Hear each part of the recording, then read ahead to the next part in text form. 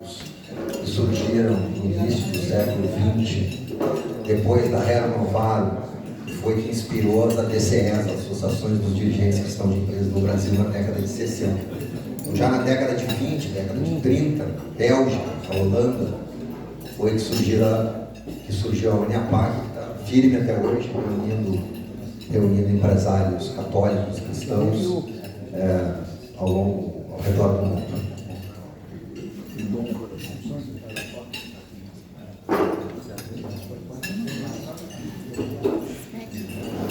Então, vamos dar início aqui à nossa reunião de hoje. Primeiro eu vou seguir o roteiro aqui do Juarez, nosso diretor. Depois ele me xinga lá, porque eu sou muito apressadinho e esqueço metade das orientações que ele me passa aqui. Agradecer para os nossos patrocinadores, como sempre, parceiros que estão sempre nos apoiando, o CIEE, o CDL de Porto Alegre. Já aproveito aqui para pedir que todos os presentes reservem a data a confirmar, mas a princípio do dia 30 de outubro, para ouvirmos aqui o presidente do CDL, o senhor Ilho Piva, que vai nos falar não só dos 65 anos da entidade, mas de como Porto Alegre se encontra atualmente, principalmente em relação ao comércio e aos empresários do setor. Também agradecer a PUC-RS, nossa patrocinadora, e a que nos fornece alimentação, anfitrião, eventos. E também, grande apoiador da DCE, é o Jornal do Comércio. Nós temos na mesa aqui hoje todos os palestrantes desse ano, que vem nos apoiando aqui. A governadora Elieda foi quem fez um trabalho importante para nós na reunião do Conselho, foi quem fez e apresentou para nós uma conjuntura política e econômica, que deu um aquecimento dos debates do Conselho. Muito obrigado. O Dr. Luiz Roberto Ponte, ex-ministro, ex-deputado, foi nosso palestrante com o tema Empresários Importam, trouxe um importante pontos de reflexão sobre isso. Também o professor Drayton, que está aqui do meu lado, à minha esquerda, nos falou sobre inteligência artificial, ética, as questões tecnológicas, da tecnologia, excepcional palestra, muito obrigado. Também o professor Carlos Cruzes, no mês passado foi o nosso palestrante, nos deu uma grande aula de como olhar a economia com olhos de Blaise Pascal e outros teólogos e filósofos. Muito obrigado. Também conosco nossos diretores espirituais, Padre Charles, Pastor Klaus. Eu também quero saudar aqui a presença do vereador Mauro Pinheiro, do ex-vereador Hermes Dutra, nosso querido amigo, ex-deputado, ex-secretário Celso Bernardi, aqui. Também, o Jaime já se apresentou, representante da Uniapac Brasil, e também o Biratã Oro, a DCE de Passo Fundo.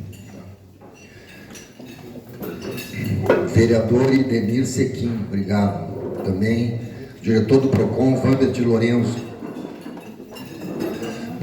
Agradeço a presença de todos aqui, os amigos, alguns que eu não via há bastante tempo, que estão por aqui hoje, Érico Michels, obrigado. Para introduzir o nosso tema de hoje, gostaria de abrir dizendo o seguinte: assistimos hoje um mundo que não está bem.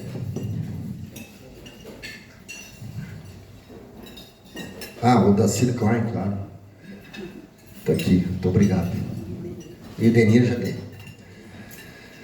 Assistimos hoje um mundo que não está bem. Um mundo que está doente. As sociedades estão divididas. Os países estão se armando. São mais de 50 conflitos armados ao redor do mundo. Vivemos uma polarização política extremada. E há um novo paganismo que se alastra em diversos ambientes. Nada muito diferente daquilo que São Pedro, São Paulo e os demais apóstolos e os primeiros cristãos encontraram no Império Romano no início do cristianismo. Isto não nos assusta. Eles não se acomodaram, não aceitaram que os maus continuassem no comando. E em menos de 4 séculos, todo o Império Romano se cristianizou e a transformação foi tão forte que sentimos seus reflexos até hoje. Nós temos as armas da transformação: o Evangelho e a doutrina social cristã, que capacita nossas escolhas, caro professor Cruzes, a partir do crescimento nas virtudes. Então, para nos falar desse cenário, especialmente do cenário político, em tempos de turbulência e incerteza, convidamos hoje o jornalista e advogado, ex-secretário de Estado e empresário da comunicação, Kleber Benvenu, para quem eu passo a palavra. Obrigado.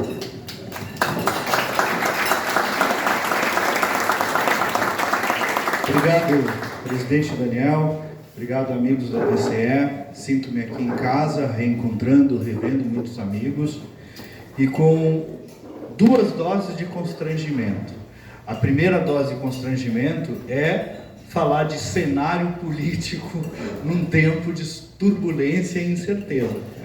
Então, quando a gente estudava ciclos econômicos, ciclos políticos, nas teorias clássicas, eram ciclos de pelo menos 20 anos, o mundo ia para um lado, depois voltava para o outro, depressão, ascensão. A gente tinha tempo de respirar para estudar os ciclos, né? Hoje eles mudam a cada 2 anos, na velocidade da internet. Então, evidentemente que faço essa vacina, porque qualquer capacidade de análise, ela fica sujeita talvez a uma notícia que a gente está perdendo neste momento.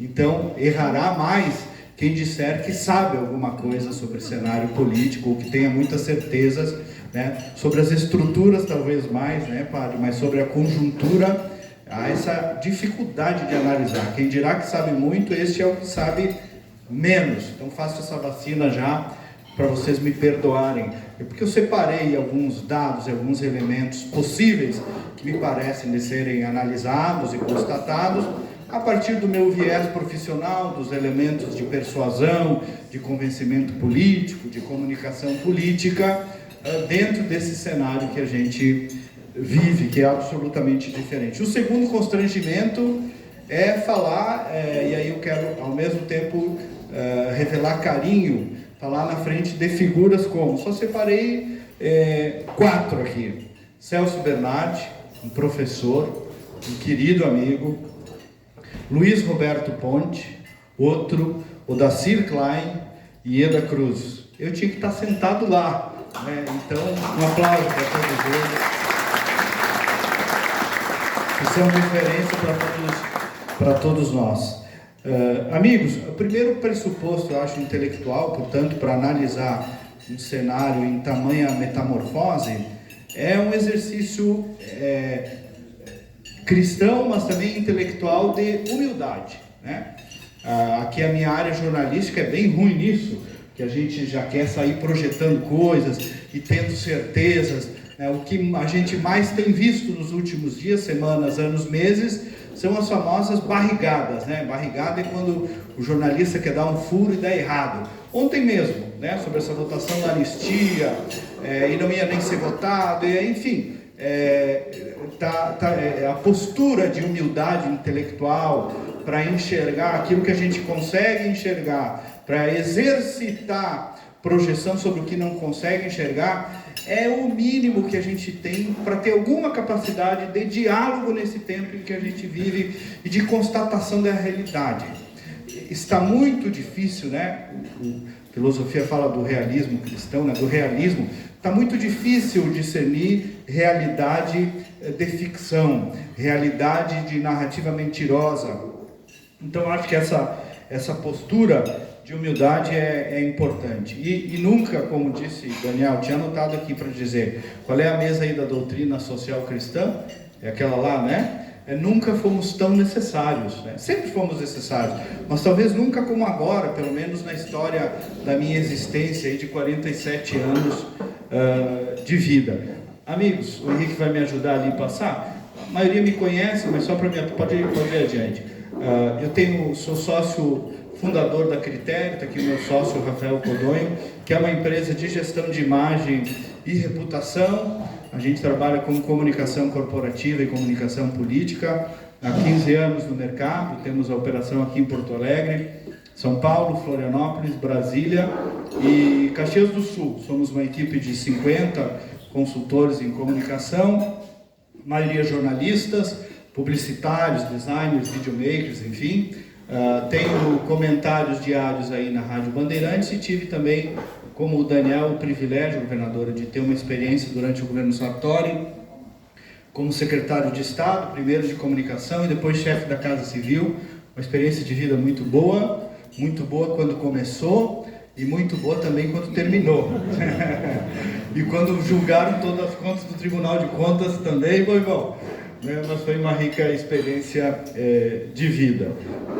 Aí tem meus canais, eu publico todos os dias no Instagram, também mando pelo WhatsApp aí os meus conteúdos, quem quiser me seguir fica convidado. Tem também um livro que eu sou coautor, de marketing político no Brasil, para quem gosta, está na Amazon, aí nas principais livrarias, histórias de campanha. Cada campanha é uma história, né? Cada campanha é um livro diferente. Às vezes eu chego no município para fazer campanha, aí me chama o prefeito, os candidatos, eu digo, não, aqui acontece assim, assim, assim, aqui é sempre assim, assim, é assado, aqui é sempre... Digo, mas então vamos embora, não precisamos, e nunca é igual, cada eleição é uma eleição, né? Eu vivi a eleição, por exemplo, a vitória do Sartori, né? Quando o Tarso Genro tinha 65% de rejeição, né? Era uma eleição.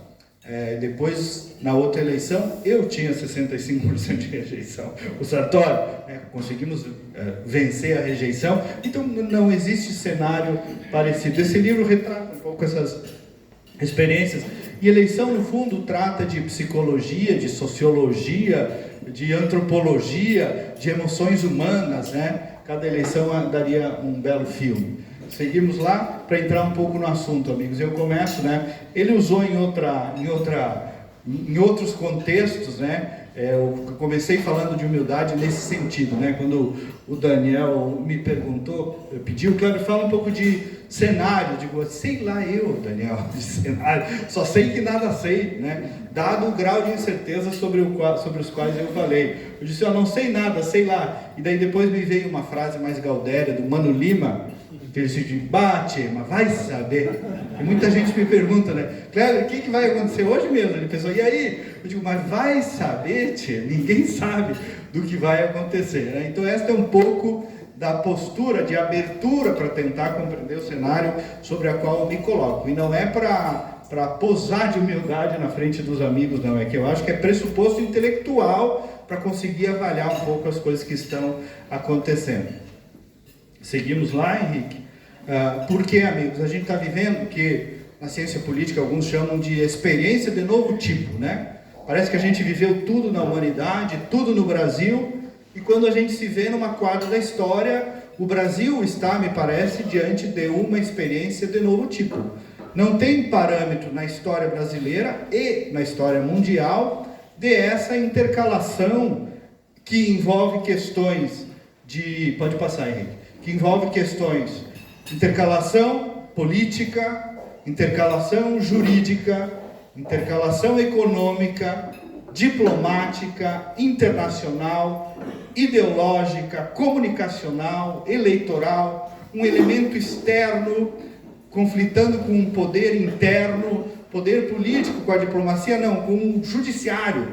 Os Estados Unidos brigando com o judiciário brasileiro, um ex-presidente preso, um ex-preso presidente. É muito dado para... Se alguém chega, a minha filha de 13 anos, que já gosta de política, não sei porquê, gosta de política, e às vezes tenho até que dar uma segurada nela, ela me pede para explicar. Difícil, porque esta é a inteligência que teria que entender, né? Uma criança de 7 anos, de 8 anos, né? Não, é difícil de entender, difícil de explicar. Então, a gente vive esta experiência de novo tipo do país, de dados da realidade absolutamente diferentes de tudo que já se viveu, para se buscar uma referência histórica. Vamos buscar uma referência histórica para saber como a gente vai sair dessa. Assim não tem. Nós vamos ter que, de algum modo, achar esse jeito. E aí, tem uma notícia nova a cada puxada de arco. Na Band News a gente dizia um tempo atrás, né, em 20 minutos tudo pode mudar. Agora já 20 minutos já ficou demorado demais, né? Ontem a minha equipe separou lá, coloca aí 2 manchetes. Foi de tarde, eu estava em Florianópolis, aí veio essa, com anistia e PEC da blindagem, Dino acelera ação contra emendas. Tanto vê o judiciário fazendo uma ação política retaliativa sobre uma PEC do legislativo para defender as suas prerrogativas em relação ao judiciário. É completamente maluco isso, é completamente fora de proporção. E a outra, secretário de Trump prevê novas sanções contra o Brasil na próxima semana. Isso depois disso, que era lá pelas 7 da noite, teve a votação da anistia, então imagina, já envelheceu, foi ontem 4 da tarde que nós colocamos essa manchete para a apresentação de hoje. Pode ir. E a demarcação histórica, né, amigos, isso aos mais especialistas da história, é difícil avaliar a história quando se é sujeito e objeto dela, né? Normalmente a gente consegue avaliar melhor processos históricos, 10, 15, 20 anos depois, processos da vida da gente também, né? Olha para trás e diz, eu vivi aquilo foi importante, aquilo foi que eu errei. Quando a gente está no meio da ebulição, como sujeito da história e como objeto da história, é difícil de fazer análise, é difícil de saber, inclusive os erros, os acertos de quem quer que seja nesse período todo.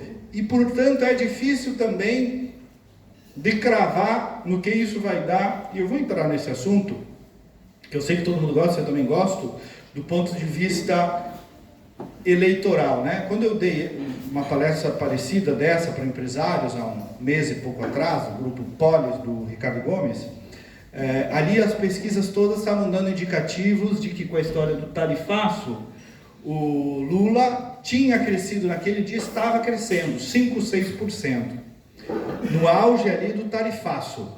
E ali eu já disse, pouco, né? Porque foi um momento da narrativa mais forte sobre a soberania, um desgaste muito grande sobre o tarifaço, o governo reencontrando o seu discurso, 4, 5, 6%, pouco. Ontem, algumas pesquisas já começam a avaliar, mais de uma, a Futura, inclusive, deu uma avaliação negativa do Lula crescendo, de novo, foi a única que deu, por sinal, a Quest e a outra, qual é que foi? Onde saíram 2? Que ainda não, mas que estacionou, a recuperação do governo estacionou, e os dados voltaram a estagnar, ou ficar pior, como mostra ali o da Atlas também. Então, a gente não sabe onde isso vai dar ainda, muito sinceramente. Eu não sei. Se alguém souber, me avisa. Porque está acontecendo e os fatos são novos e se sobrepõem a cada dia. Segue lá. Evidente que aqui há uma constatação, que eu não vou dizer nenhuma novidade, os senhores devem estar percebendo isso. Há um governo Lula confortável com a narrativa, né? O governo reencontrou o que a gente diz no direito, uma causa de pedir, né? Vejo que antes, ninguém se lembra muito, né? Antes desse episódio, se dizia assim, o Lula tá velho, não sabe mais articular, falando um monte de bobagem. Agora, até o viço da pele dele melhorou. Discursos contundentes. Então, o PT voltou às bases lá das ortodoxias marxistas mais profundas, né? Ou de Gramsci, reencontrou um mote para esse discurso da soberania, né?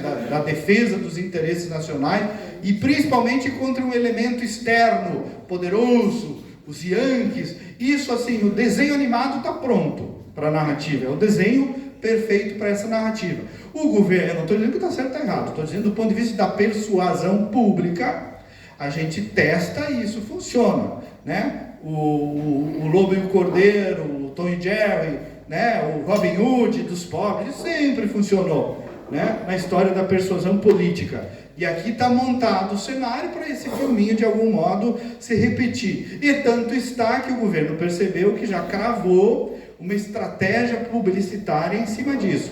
O governo apresenta novo slogan e nova marca publicitária. Governo do Brasil do lado do povo brasileiro. E olha o que diz lá o novo ministro da Comunicação. Bom, pois é. Isso eles não quiseram. Agora vivemos uma nova fase, em que o nosso país, nossa economia e conquistas da população vivem ameaças externas. Nosso objetivo é mostrar que esse governo tem o lado do povo brasileiro. Eu não gosto disso. Agora, eu tenho muita experiência, vários aqui da mesa têm, em acompanhar a pesquisa qualitativa. Funciona? Para uma parte do eleitor funciona, né? O que vem me defender do mal, o que vem me defender do explorador. Eleitor, gente, médio, me perdoem, às vezes é faixa de leitura de 7 ou 8 anos de idade da situação política. Não nesta sala, mas ali fora, muitas vezes, é disso que se trata. E o PT está voltando a saber usar isso. Segue lá, Henrique.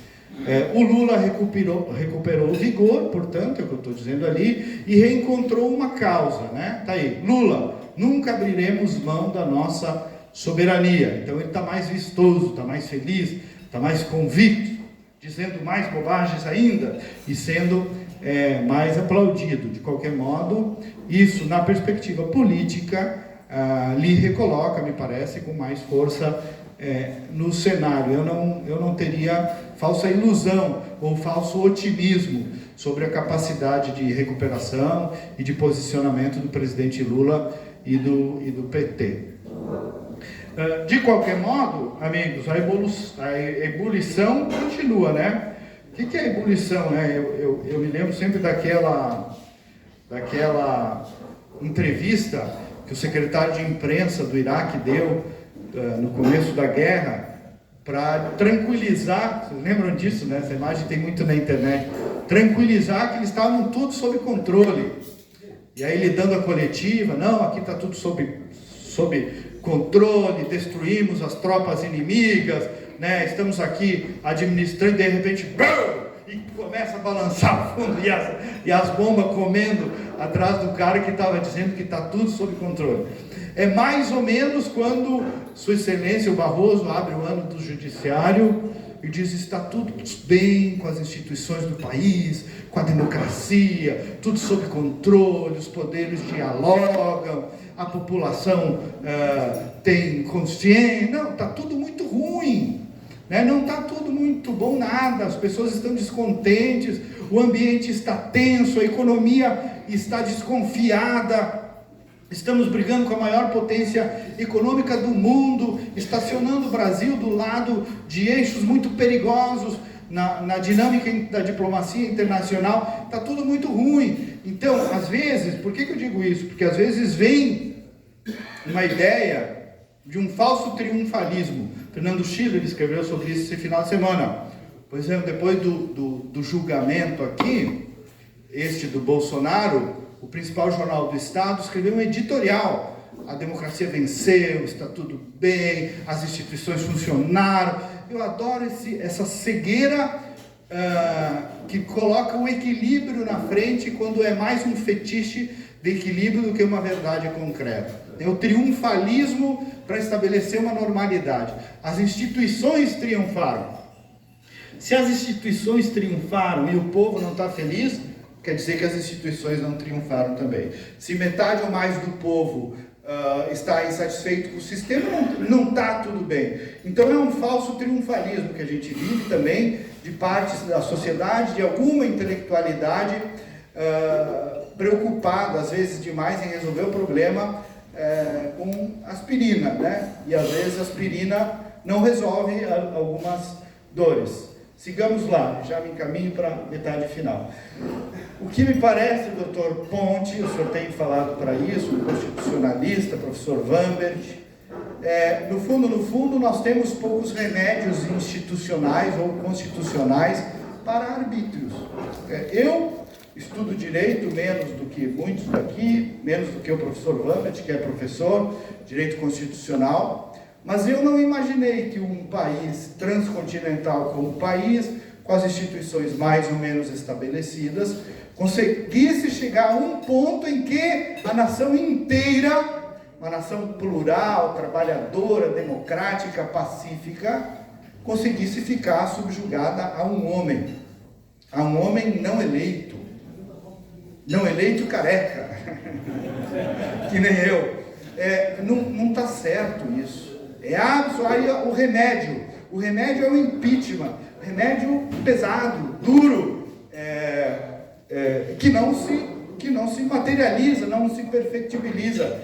Isso acho que a gente não vai enfrentar agora, mas essas decisões monocráticas, derrubando decisões parlamentares, majoritárias, isso é um estupro à democracia.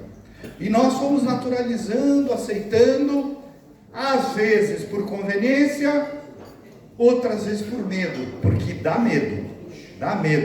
Eu faço um comentário na Bandeirante todos os dias, e um dia eu disse, faz 1 ano e meio, 2, eu não digo mais tudo o que penso, em nome dos meus filhos, da minha empresa, já antes de fazer o meu roteiro, eu digo, acho que fui longe demais, medo.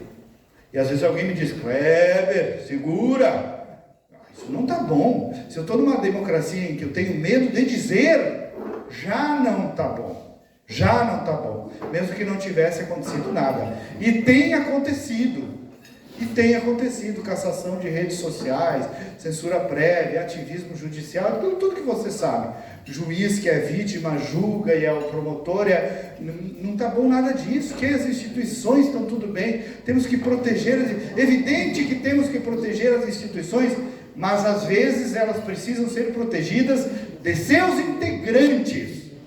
Às vezes as instituições precisam ser protegidas de seus integrantes, porque os precedentes gerados em termos de reputação institucional para o judiciário e, no fundo, para todos os poderes, são gravíssimos. E eu acho que a gente vai levar gerações para corrigir. Outro dado da realidade é que a gente vive pela primeira vez a realidade de uma direita com interlocução internacional. Bem, esse é um caminho nunca antes percorrido. Quem fazia interlocuções internacionais fortíssimas, desde sempre era a esquerda, né? E Foro de São Paulo, Internacional Socialista e tudo mais, né? Sempre teve muita interlocução, a esquerda na América Latina, sempre teve muita interlocução internacional. Agora a direita claramente consegue estabelecer uma interlocução internacional. No que vai dar isso? Não sei. Eu sei que é um dado novo da realidade e é um caminho nunca antes percorrido que joga um ingrediente absolutamente diferente para dentro do cenário político brasileiro. Amigos, aqui estou do lado de vários economistas, né? E no marketing político tem um fetiche, às vezes os políticos também dizem isso, né? A economia é que decide a eleição do país. Calma, nem sempre. A política, a narrativa, a persuasão, as emoções, quando estão com graus elevados, elas inclusive se impõem à economia. Então já há vários casos, aí sim há precedentes na história do Brasil e da humanidade, em que boa gestão econômica, mau resultado eleitoral, ou má gestão econômica, bom resultado eleitoral, a partir de estratégias de persuasão da opinião pública. Portanto, a economia brasileira parece que tende a piorar, mas o discurso narrativo, a disputa ideológica e a polarização, de alguma maneira, de algum modo, ainda vão estar preponderantes, me parece, no ano que vem, a menos que as coisas se agravem, a menos que a quebradeira comece a ficar mais clara. Acho que a disputa de persuasão em torno dessa narrativa que a gente está vivendo, tem muita coisa para acontecer até outubro do ano que vem. Por isso que esse discurso da soberania, que funciona agora, no curto prazo, não sei se vai durar até lá. Daqui a pouco a gente chega em outubro e a economia realmente está ruim, as pessoas estão reclamando do preço da comida, fora todo esse caldo. Eu não vou culpar o Donald Trump, o pobre vai culpar o governo. Normalmente é assim que acontece, né? Mas é algo que também está acontecendo. O que eu digo aqui só, botei aí a figura dessa figura que eu acho, o João Amoedo, que é um empresário que veio para a política, e às vezes acontece. Vivi muita experiência, governadora Daniel, às vezes de empresários que vão para a política e acham que é a mesma coisa, né? Esses dias eu vi lá o futuro novo presidente do Grêmio, por sinal, dando uma entrevista que eu disse, bom, conheceu a realidade, né? Ela estava lá na Marquespan, deve mandar em tudo, resolver, de uma hora para outra, sentou num clube de futebol, achei que ia ser unanimidade, aqui tem que fazer política, tem que conceder 15 para lá, 15 para cá, né? A vida política é diferente, graças a Deus, porque não é uma empresa, não é a mesma realidade. Interesse público é outra coisa, embora tenha vários parâmetros de gestão e pressupostos que são aplicáveis à vida pública, tem vários aqui que já tiveram dos dois lados do balcão, mas não é a mesma coisa. Quem acha que é a mesma coisa, se quebra. Por que eu estou vendo agora? Eu vejo muito lá Faria Lima, os setores financeiros e financistas, discutindo, por exemplo, a questão norte-americana do tarifaço pelo viés da tarifa, que acho que tem que discutir, mas é uma meta-interpretação da realidade. Desde a primeira carta do seu Donald Trump, ele está dizendo que é uma questão política, institucional. Eu não estou pedindo que a gente concorde com ele ou com o Trump, com o tarifaço. Eu só estou dizendo que a gente não pode enxergar uma falsa realidade. Vamos ser objetivos, vamos tratar do que realmente importa. É isto que importa, é uma questão diplomática, política, ideológica e também comercial e econômica. Mas me parece claro que não vai ser só pela diplomacia comercial que nós vamos resolver esse perrengue. Senão é aquela coisa do cara que vai para uma festa de paróquia vestido com o meu blazer assim, né? Todo engomadinho. Está errado, né? É uma meta-interpretação, é uma realidade que a gente gostaria que fosse. Às vezes, esses setores têm isso, né? Projetam a realidade a partir do ambiente, da dinâmica financeira, comercial e econômica, e às vezes não é. Às vezes as coisas são muito mais humanoides, políticas, viscerais, emocionais, e me parece que é esse o caso. Então, não vamos, a diplomacia brasileira já jogou a toalha, não vai ser capaz, né? Empresários já foram e vieram. O problema, o furo é mais embaixo dessa mesa. Bem, e também temos aqui o quadro de poderes fora de seus quadrados, né? Que de algum modo eu já falei, né?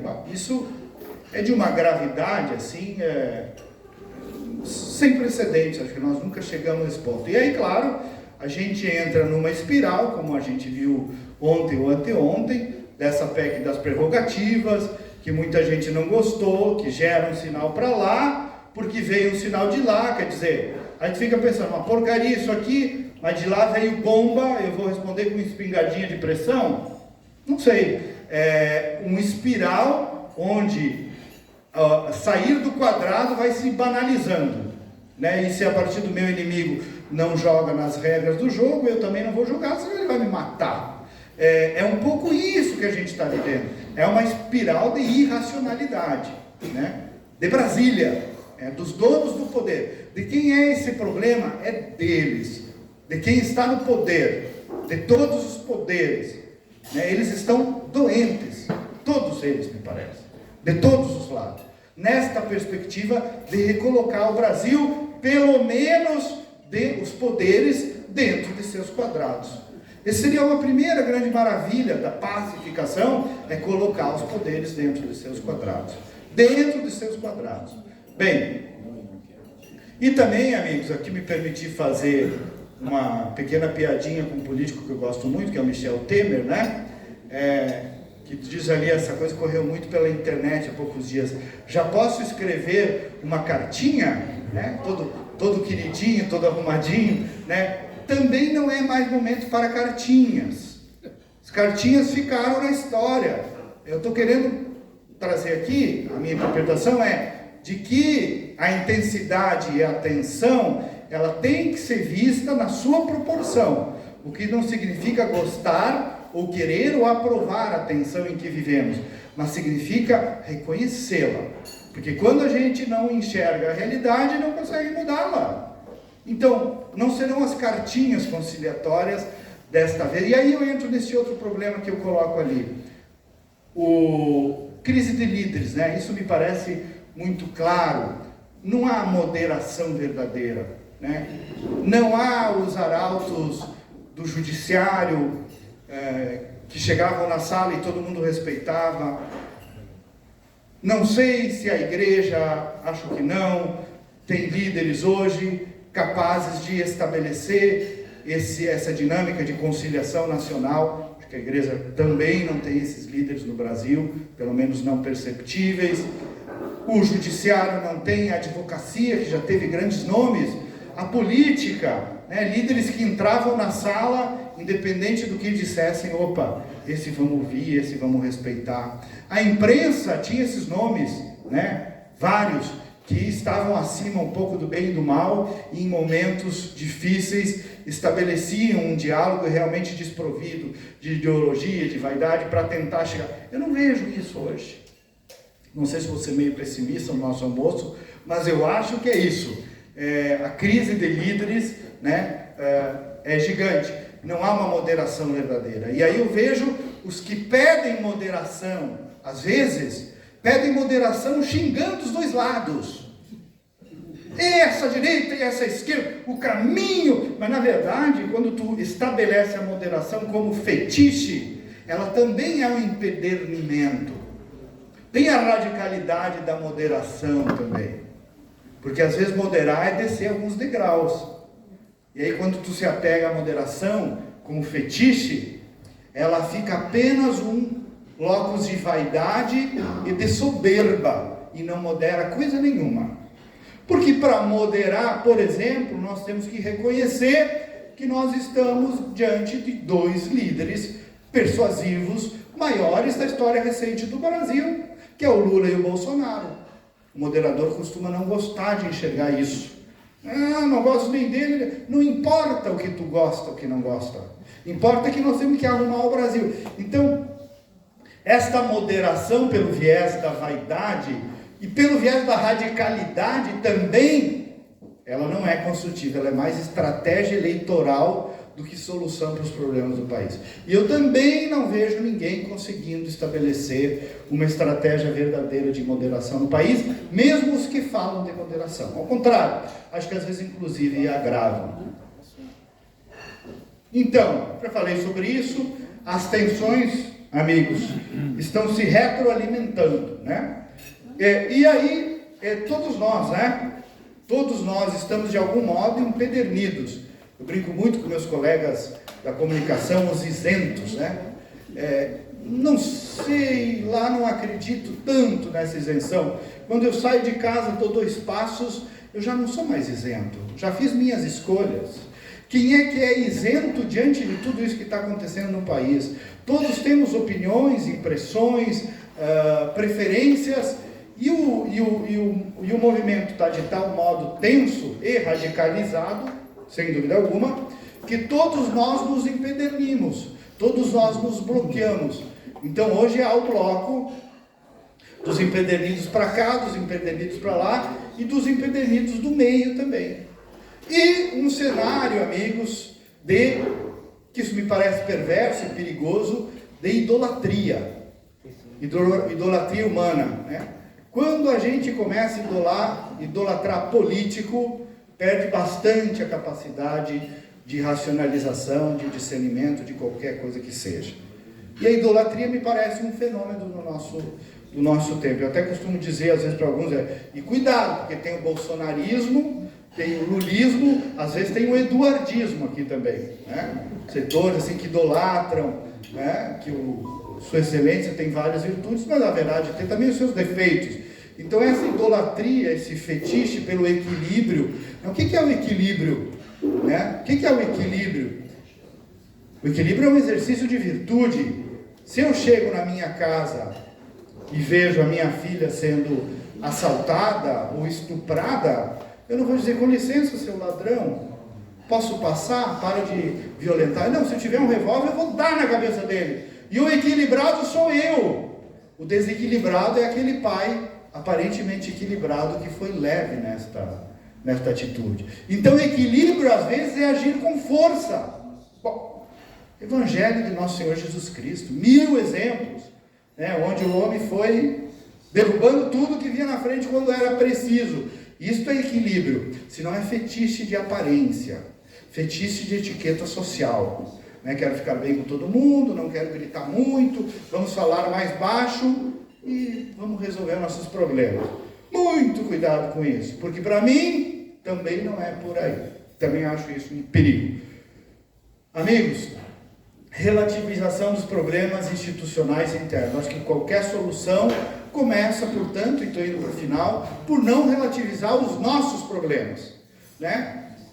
O nosso reenquadramento dos poderes, a nossa busca por líderes efetivamente de moderação e de conciliação, e aí não adianta culpar o Trump, culpar quem quer que seja, se nós não antes tratarmos os nossos problemas internos. E como sempre, né, é o povo que paga a conta, né? Paga a conta na tarifa, paga a conta na instabilidade, paga a conta da incerteza, né? O pobre povo é a maior vítima desse momento que a gente vive, né? Por meio da insegurança.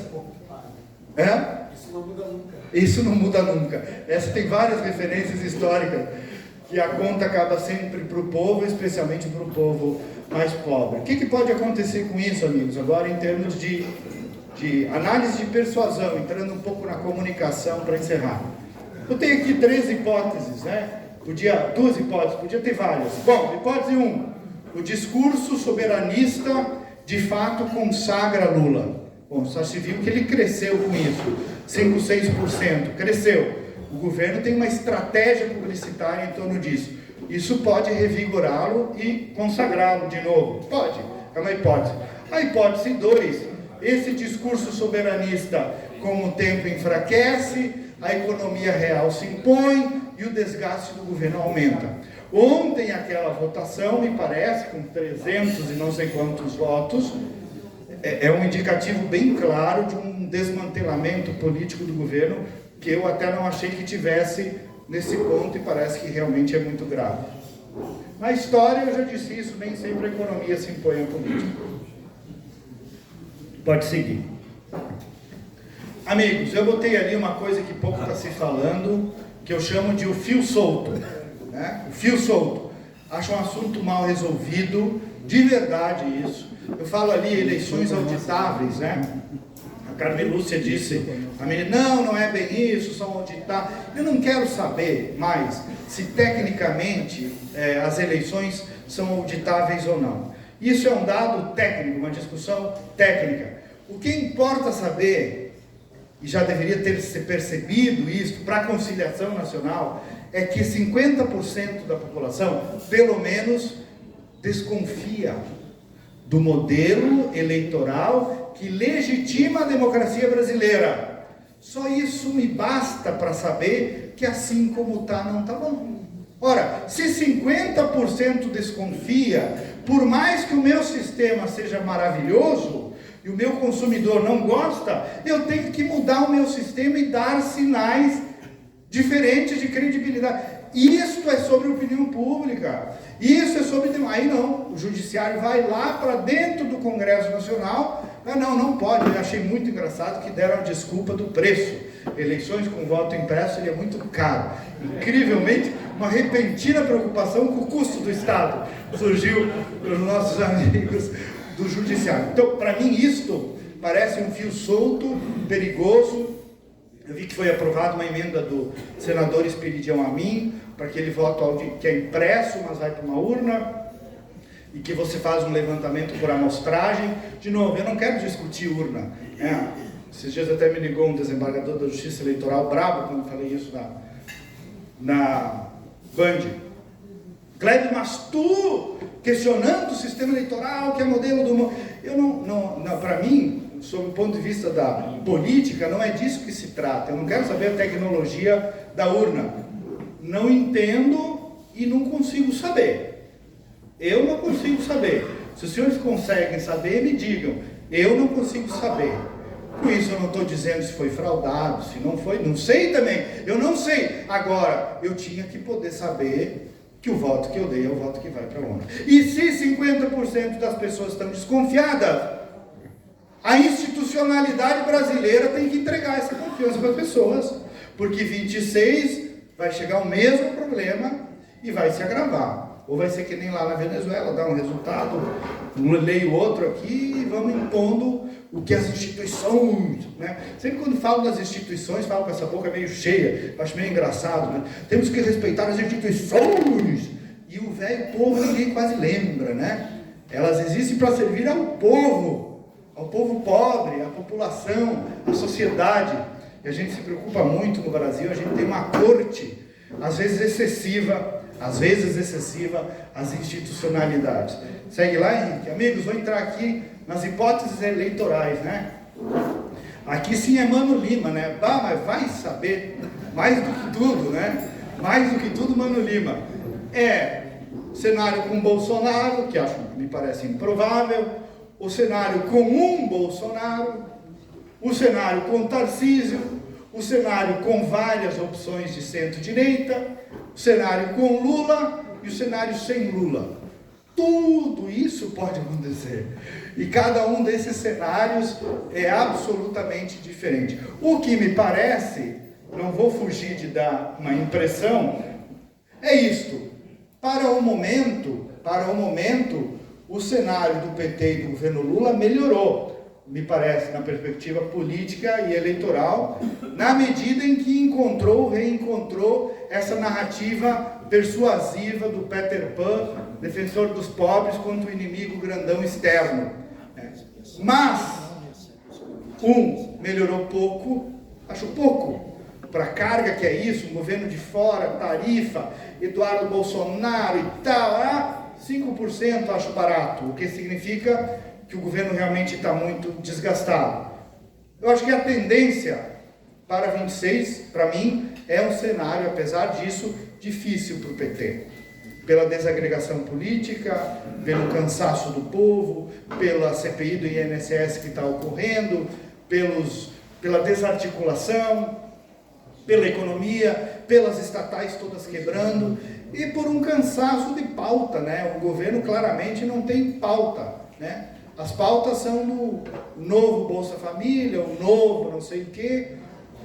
20, 30 anos depois, o PT tem uma incapacidade gigante de compreender a nova economia. O PT segue brigando com o agro, segue brigando com os empresários, né? Segue tendo capacidade de entender o Uber, o iFood e o Instagram, uma tara gigantesca por dirigir as redes sociais. Imagina as pessoas terem liberdade de falar o que querem nas redes sociais. Vamos fazer um comitê aqui em Brasília, 6, 7 da noite a gente se reúne para dizer o que pode e o que não pode. Então os iluminados de Brasília, não, Kleber, isso não é censura, é regulamentar. Regulamentar. Esse povo todo se atrapalhou porque perdeu o monopólio da voz. Meus colegas da imprensa, a gente falava sozinho, só a gente tinha microfone.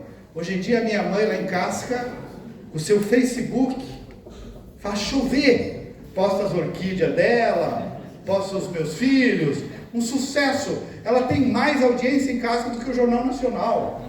Isso é revolucionário. E isso tirou o berço esplêndido do que antes nadava no Oceano Azul. Tirou verba também, tirou dinheiro. Isso incomoda um monte. Então vamos achar um jeito aí. E só um pouquinho, dona Sueli, fala mais baixo aí, que a senhora... Então, para mim, isso aí é conversa para boi dormir, e mais, um perigo gigantesco, sob o pretexto de combater o ódio e salvar a democracia. Bora lá, para concluir. Tem aí, amigos, na pesquisa, a gente nota várias vezes, eu notei na campanha do Melo, aqui em Porto Alegre, tem um espiral de silêncio da direita. Apareceu nos Estados Unidos, apareceu no Chile, aparece aqui. O que é o tal de espiral de silêncio? As pessoas ficam envergonhadas de dizer o que pensam. O ambiente da opinião pública, os vetores de formação da opinião pública, academia, jornalismo, os charmosos todos estão por um lado, e eu presenciei isso em pesquisa, quando chega o pesquisador e pergunta assim, em quem o senhor vota para presidente? Ah, Bolsonaro, não sei, estou indeciso. Aí chega lá no silêncio da urna, o Bolsonaro, ele tem vergonha de assumir tal a pressão, né? Então, claro, isso que é um dado da realidade de pesquisa, né? Esse eleitor é um eleitor muitas vezes silencioso, então a gente às vezes tem que relativizar alguns resultados, por exemplo, que mostram o enfraquecimento desse campo, que eu acho, pelo contrário, está bastante forte. Segue lá, Henrique, para fechar. Bom, não fechar não, tem mais duas ainda. O Brasil, amigos, mal comparando, assim, a grosso modo, né, a maioria dos institutos divide o eleitorado desse jeito que está aí.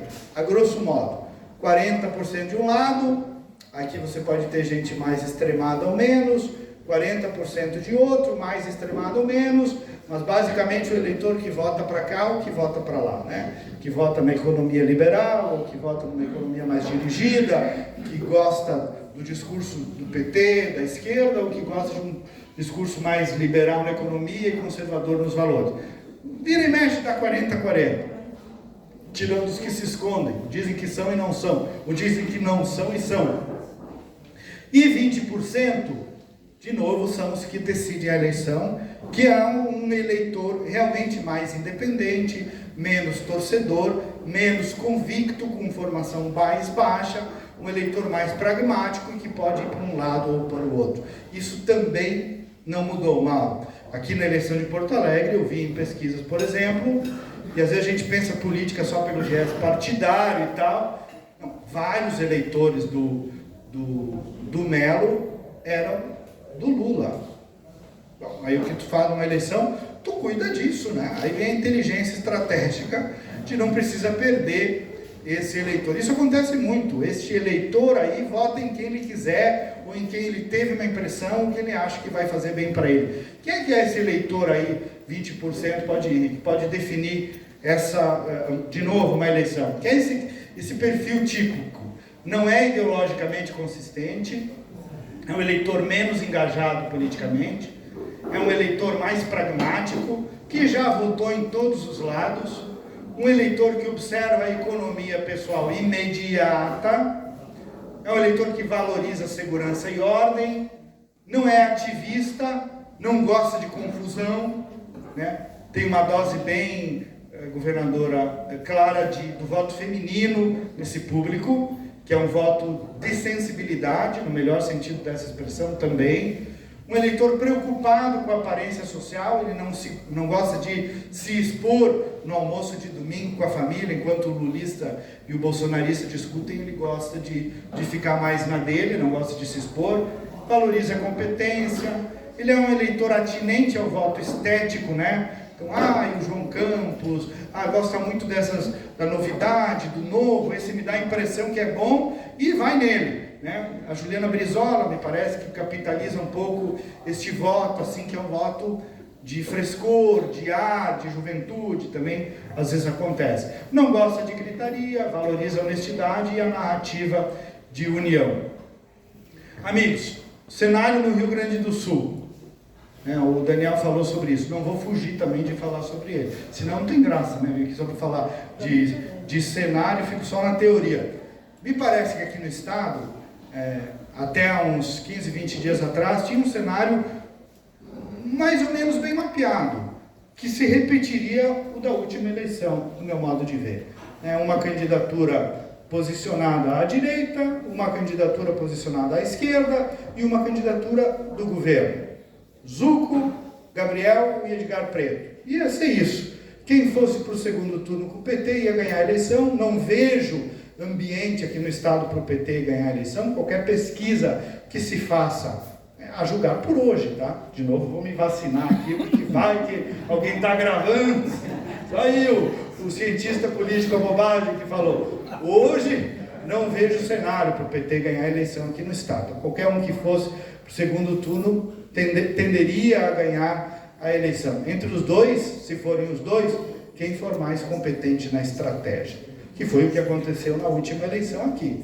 Uma campanha quase feita para o Onyx Lorenzoni ganhar, e ele conseguiu quase um milagre de perder a eleição no segundo turno para o governador Eduardo Leite, foi com 25%, teve competência estratégica e ganhou a eleição no segundo turno. Então aqui no segundo turno, se forem esses dois campos, vai muito por uma competência realmente estratégica. O que surgiu aí, e aí para mim foi dado novo, realmente esses índices da Juliana Brizola e uma possibilidade de uma unidade da esquerda que não seja em torno do PT, né? Seja, por exemplo, em torno do nome dela. Muitos dizem, imagina que o PT vai apoiar candidato que não é do seu partido. Não sei, já fizeram com a Manuela aqui em Porto Alegre, na eleição contra o Melo, foi bem, né? Consegue estabelecer um outro tipo de diálogo social, deixa para trás algumas chagas, parece que seria uma boa estratégia eleitoral. E aí ela aparece em segundo, até em primeiro lugar em algumas pesquisas. Eu acho, como se diz lá em Casca, que garrou preço essa possibilidade, né? O PT está mais preocupado em reeleger o Lula, né? O PDT certamente vai pedir algumas joias e talvez isso mudaria um pouco esse cenário e me mostraria ali uma força de uma candidatura alternativa.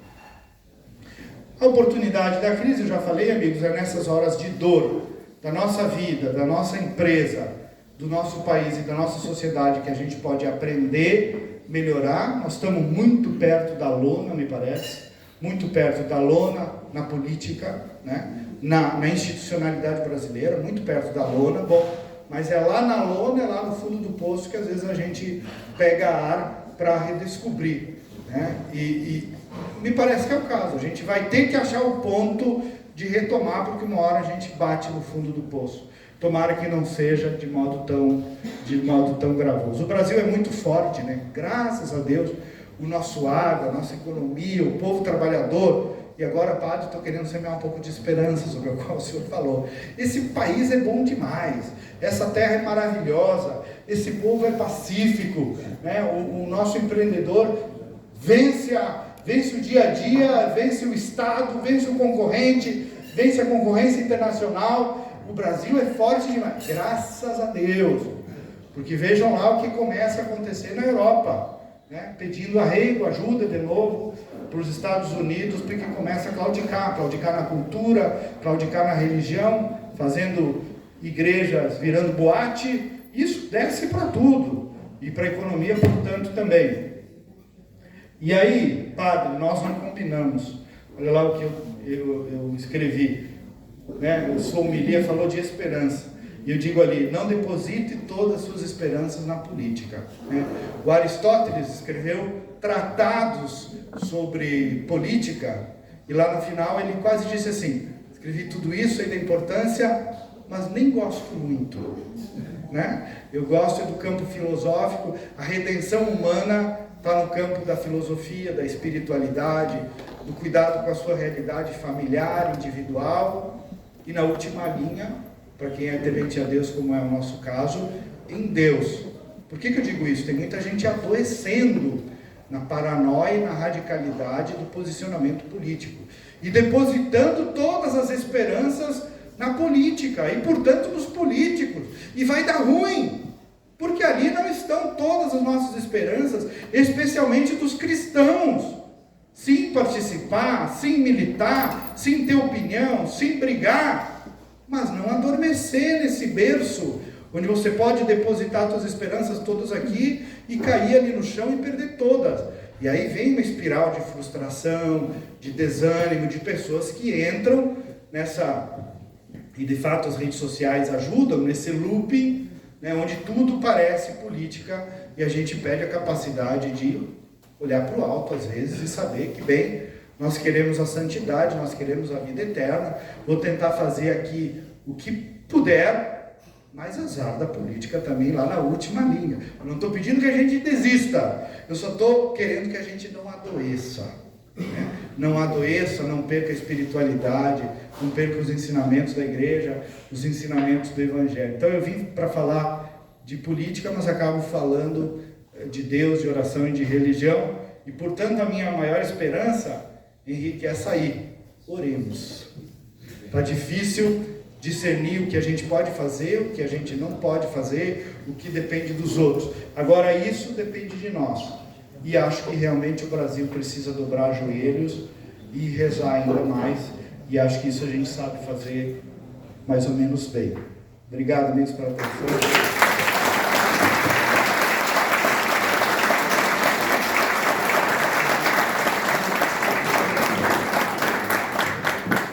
Obrigado, Kleber. Muito obrigado mesmo. Espetacular aqui que tivemos hoje.